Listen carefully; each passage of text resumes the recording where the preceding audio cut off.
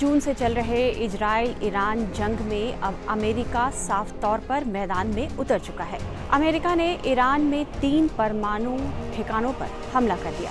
आज सुबह जब सब सोकर उठे तो खबर आई कि अमेरिका ने ईरान में 3 परमाणु ठिकानों पर हमला कर दिया। ये 3 परमाणु ठिकाने हैं फोर्डो, नतांज और इस्फहान।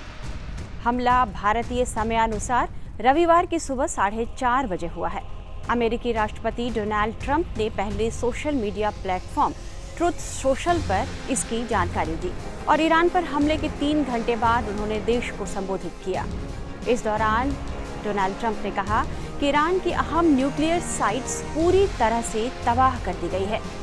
फोर्डो पर बमों की एक पूरी खेप गिरा दी गई है। अमेरिका ने ईरान की फोर्डो न्यूक्लियर साइट्स तबाह करने के लिए बंकर बस्टर GBU-57 बम का इस्तेमाल किया। यह बम लगभग 30,000 पाउंड का है, जो गहराई में दबे बंकरों और सुरंगों पर हमला करने के लिए ही डिजाइन किया गया है।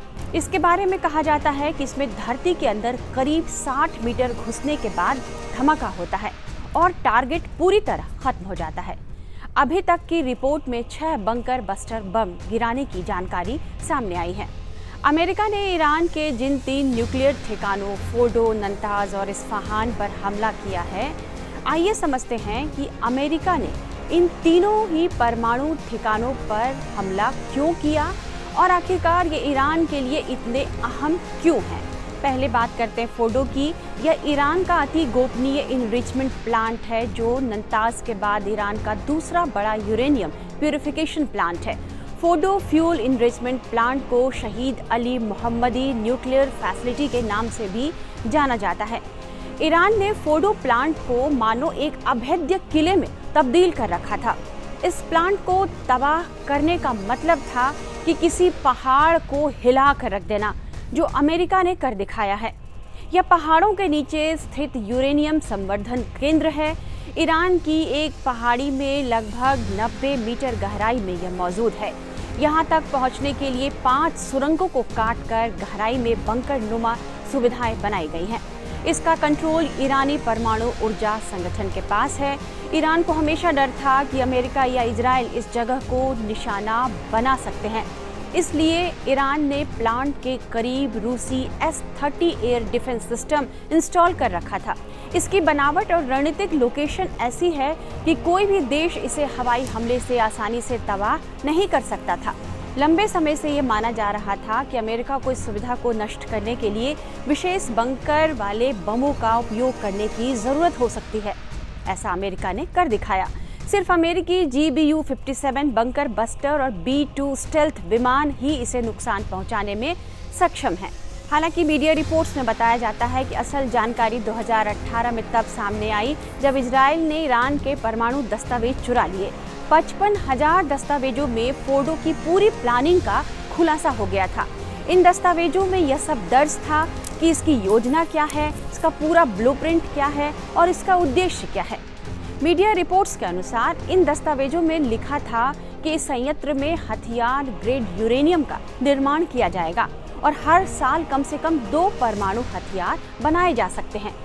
इन दस्तावेजों से साफ था कि ईरान का इरादा परमाणु हथियार बनाना था। इंटरनेशनल एटॉमिक एनर्जी एजेंसी ने भी माना कि इस प्लांट का साइज और डिजाइन शांतिपूर्ण उपयोग के अनुरूप तो नहीं था। यही कारण है कि इजराइल इसे तबाह करने के पीछे पड़ा है। अब बात करते हैं नतांज की। यह ईरान की एटॉमिक फैसिलिटी सेंटर है। यह जगह लंबे समय से ईरान के परमाणु प्रयासों का केंद्र बिंदु रही है और हर बार इसे निशाना बनाने की कोशिशें भी की गई। इजरायली PM बेंजामिन नेतन्याहू की आंखों में तो ईरान का नतांज न्यूक्लियर साइट्स सबसे ज्यादा खटक रहा है। वे इसे ईरान का सबसे बड़ा परमाणु खतरा बता चुके हैं। यह साइट 2003 से एक्टिव है और इसमें बड़े पैमाने पर सेंट्रीफ्यूज यूनिट्स को ऑपरेट किया जाता है। मीडिया रिपोर्ट्स की माने तो इस साइट पर 9 परमाणु बम बनाने जितना यूरेनियम ईरान ने इकट्ठा कर लिया है। इंटरनेशनल एटॉमिक एनर्जी एजेंसी के मुताबिक नतांज ने ईरान में यूरेनियम को 60% तक संवर्धित किया है, जबकि परमाणु बम बनाने के लिए 90% तक शुद्ध यूरेनियम होना चाहिए। नातांज परमाणु स्थल में जमीन के ऊपर 6 भवन हैं, जबकि 3 अंडरग्राउंड भवन की जानकारी है, जिनमें से 2 में 50,000 तक सेंट्रीफ्यूज यूरेनियम समा सकते हैं। इस्फहान की बात कर लेते हैं। यह परमाणु टेक्नोलॉजी सेंटर है। यहाँ रिएक्टर फ्यूल का प्रोडक्शन होता है और इसके अलावा परमाणु हथियारों के लिए यूरेनियम धातु भी बनती है। Isfahan nuclear technology centre Tehran से करीब 350 किलोमीटर दक्षिण पूर्व में स्थित इस्फहान सिटी में है, जहां पर हजारों परमाणु वैज्ञानिक काम करते रहते हैं। यहाँ ईरान के परमाणु कार्यक्रम से जुड़े 3 चीनी रिसर्च रिएक्टर और लैब्स भी हैं। मीडिया रिपोर्ट्स के मुताबिक इजराइल इस इस्फहान पर टारगेट कर चुका है, लेकिन उसे ज़्यादा सफलता नहीं मिली। ईरानी मीडिया अब यह बता रहा है कि ईरानी सेना ने अमेरिकी हमलों को रोकने की कोशिश की, लेकिन इसके बावजूद यह हमला रोका नहीं जा सका और ईरान नाकामयाब रहा। फोर्डो न्यूक्लियर साइट के एक हिस्से पर हमले की बात ईरान ने मान ली है। ईरान की सरकारी न्यूज़ एजेंसी RIIB के मुताबिक ईरान ने हमले से कुछ समय पहले ही तीनों न्यूक्लियर साइट्स खाली कर दिए थे। हालांकि इन तीनों जगहों पर हमले के बाद कितना नुकसान हुआ है, इसकी जानकारी अभी तक ईरान की तरफ से नहीं दी गई है। इस्फहान के सुरक्षा मामलों के डिप्टी गवर्नर ने कहा है कि इस्फहान और नातांज दोनों जगहों पर एक ही वक्त हमले हुए। इस दौरान कई विस्फोट सुने गए। ईरान के परमाणु एजेंसी AEOI ने 3 ईरानी परमाणु ठिकानों के अमेरिका के बर्बर हमलों की निंदा भी की है। हालांकि ईरान ने शुरुआती बयान में कहा है कि इस हमले के बाद भी उसका परमाणु कार्यक्रम जारी रहेगा, लेकिन ये समझा जा रहा है कि अगर अमेरिका ने ये तीनों परमाणु स्थल खत्म कर दिए हैं तो फिर ईरान के लिए अगले कई सालों तक परमाणु बम बनाने का सपना पूरा नहीं होने वाला है। अमेरिका ने जिन 3 नातांज, फोर्डो और इस्फहान परमाणु स्थलों पर हमले किए हैं, वो तीनों ईरान के परमाणु कार्यक्रम की रीढ़ की हड्डी माने जाते थे। इजराइल अकेले इन तीनों को खत्म नहीं कर सकता था, इसलिए वह चाहता था कि इस युद्ध में अमेरिका भी उसके साथ शामिल हो जाए। इजराइल ने पहले ही घोषणा कर दी थी कि यह लड़ाई तब तक नहीं रुकने वाली है जब तक ईरान परमाणु कार्यक्रम की जिद नहीं छोड़ देता। वहीं ट्रंप भी कई बार कह चुके हैं कि ईरान को परमाणु कार्यक्रम पर अपनी जिद छोड़ देनी चाहिए।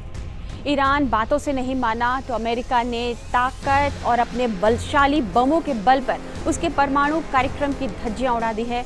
दुनिया को यह आशंका थी कि ईरान के न्यूक्लियर साइट्स को तबाह करने के लिए अमेरिका कुछ बड़ा कर सकता है और अमेरिका ने ठीक वैसा ही किया है। यदि आप इस तरह के और एक्सप्लेनर्स देखना चाहते हैं तो टाइम्स नाउ द भारत के डिजिटल प्लेटफॉर्म पर आना मत भूलिएगा। यहाँ हर दिन आपको कई खबरों को विस्तार से समझने का पूरा मौका मिलेगा।